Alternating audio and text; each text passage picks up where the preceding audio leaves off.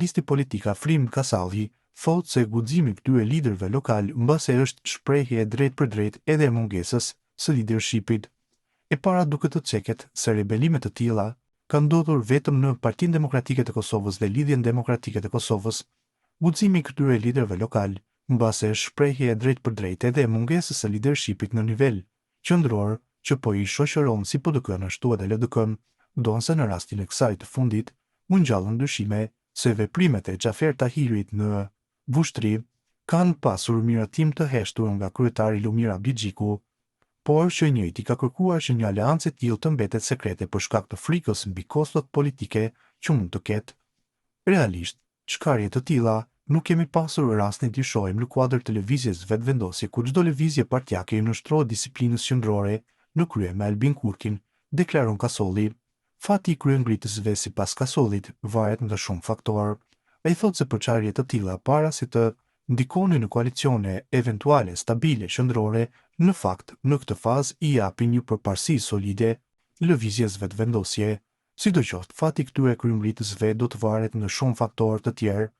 Nëse dominon kalkulimi se humbja mund të jetë më e madhe si për partinë ashtu edhe për drejtuesit e saj, nuk përjashtohet mundësia që të riafrohen përsëri palët antagoniste. Prandaj edhe kryetari i PDK-s Memri Krasniqi ka filluar ta ndjek një strategji shfaqësimi se Ramiz Lladrovci nuk e ka përjashtuar askush, por ai është larguar me vullnet të vet, pra që bara e përgjegjësisë më shumë të bie mbi kryetarin e Drenasit. Megjithatë, përçarje të tilla para se të ndikonin në koalicione eventuale stabile qendrore, në fakt në këtë fazë i japin një përparësi solide lëvizjes vetvendosje, sepse oponentët e saj në vend si ti kanalizojnë energjitë e tyre politike për të ballafaquar me Albin Kurkin, ato i rikthejnë tensionet brenda tyre, çka e fragmentarizon forcën e tyre reale politike. Kjo është arsyeja që kryetari i LDK-s po mundohet ta marginalizojë efektin publik të Vushtrisë, por se do të ketë sukses, mbetet e paqartë, shprehet analisti.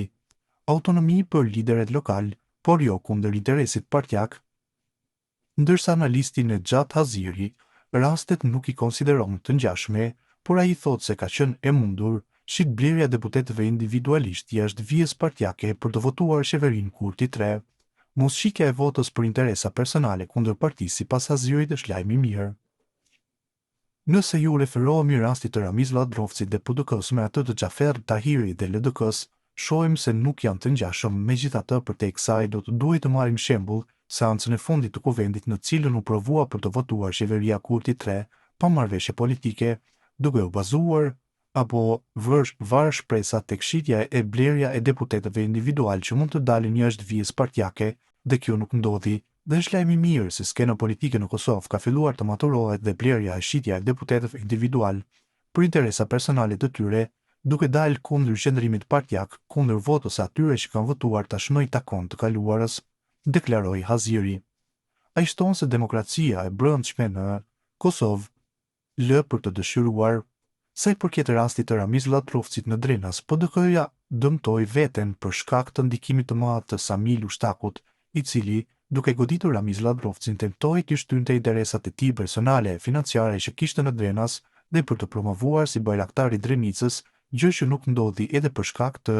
një vetdije të lartë demokratike e qytetarëve që treguan qytetarët e Drenasit, ndërsa në rastin e Xhafer Tahirit në Vushtri u pa hapur ndikimi nga jashtë, pra jashtë LDK-s, dhe ky qëllim ishte për ta dëmtuar LDK-n dhe për të krijuar një atmosferë përçarjeje në procesin e balotazhit për zgjedhjet lokale, por edhe në prag të mbjetesës në seancë ku do të votohej qeveria Kurti 3. Në parim, unë mbështes një autonomi që duhet të ketë lider lokal, por jo autonomi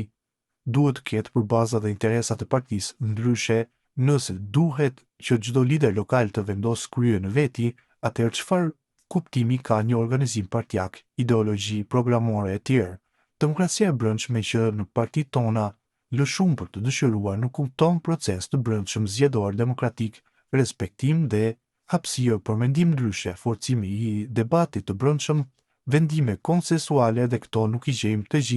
tek të gjitha partitë, përfundon analisti.